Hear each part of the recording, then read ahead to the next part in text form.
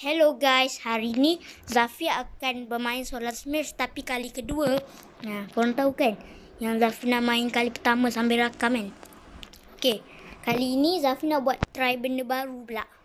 Okay, so tak nak planet ni macam biasa sangat. Unknown system. Apa ni?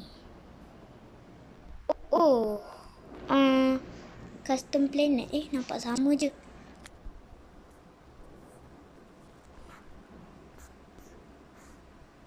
Warna hitam lah. Warna hitam. Okay. Oh ni. Nampak macam bumi. Tanah lah. Tak apa benda ni.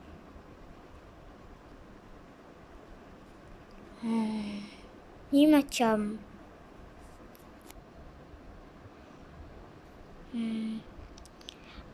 yalah. Kita akan hancurkan planet baru. Ni memang dah ada api dah. Planet ni memang dah panas. Cukup panas dah. Tambah benda sejuk lah. Tak boleh sejuk kan?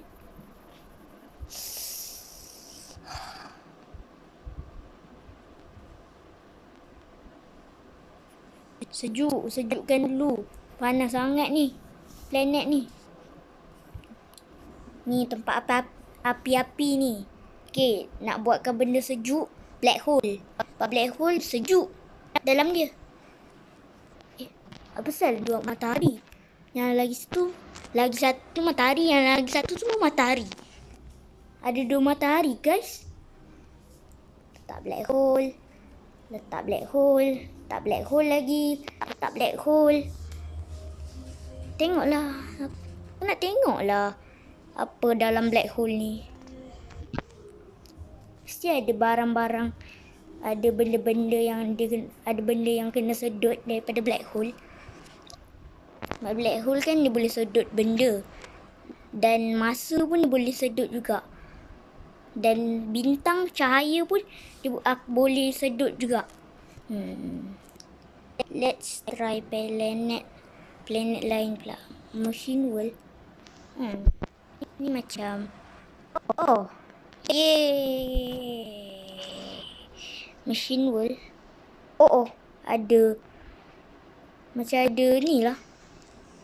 Macam ada halangan. Tak boleh. Kilat. Tak boleh. Letak kilat. Ni planet ni macam tak boleh lah.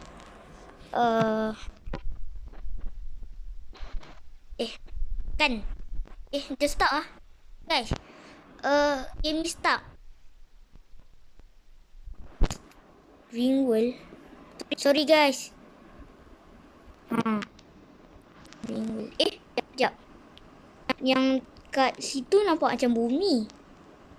Yang lagi satu ni pun nampak macam gelap. Bumi waktu malam. Tapi kenapa bumi jadi macam ni? Bukan hoax object ke? Kau tahu tak hoax object tu apa? Hoax object tu yang di galaksi tapi dia bentuk macam ada ring tu. Apa? Ada macam cincin tu.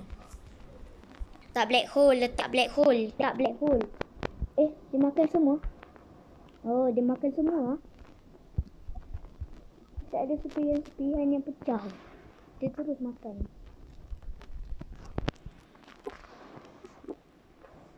Wonder what inside the black hole. Nampak dah apa benda kat dalam ni. Kat dalam black hole. Dah nampak dah apa benda dalam black hole. Tu nak buat apa? Paling senang je. Yang terpaling senang. Ni tembak macam hari tu. Yang saya boleh yang korang tahu kan, yang Zafi pernah buat yang macam tembak matahari ni. Hancur-hancur. Serius lah planet ni tak hancur-hancur. Oh, tak hancur. Cuma terbakar sikit je. Nak sejukkan dulu lah. Okey. Kita akan sejukkan tempat ni. Kita akan periksa pula. Kita akan letak kat sini. Yeay. Nak hancurkan matahari lagi satu tu. Tapi mana matahari lagi satu tu? Dah hilang.